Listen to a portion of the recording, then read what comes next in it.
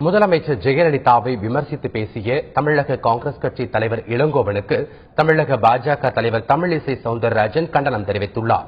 சட்டப்பேரவை தேர்தலில் தான் போட்டியிடும் சென்னை விருகம்பாக்கம் தொகுதியில் தமிழிசை சவுந்தரராஜன் வாக்கு சேகரிப்பில் ஈடுபட்டார்.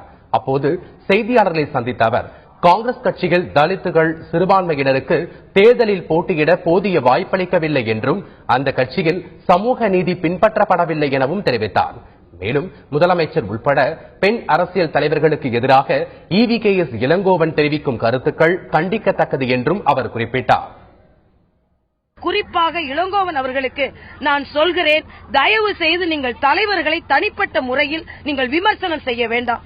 நாங்கள் அதை விமர்சனம் செய்ய ஆரம்பித்தால் அது சரியாக இருக்காது. அதுவும் குறிப்பாக பெண் தலைவர்களை அவர் மிக கீழ்த்தரமாக பேசுகிறார். அவர்கள் கட்சியை சார்ந்த விஜயதரணியும் அவர் அப்படித்தான் பேசினார். எதிர்க்கட்சி தலைவரான என்னையும் அவர் அப்படித்தான் பேசுகிறார்.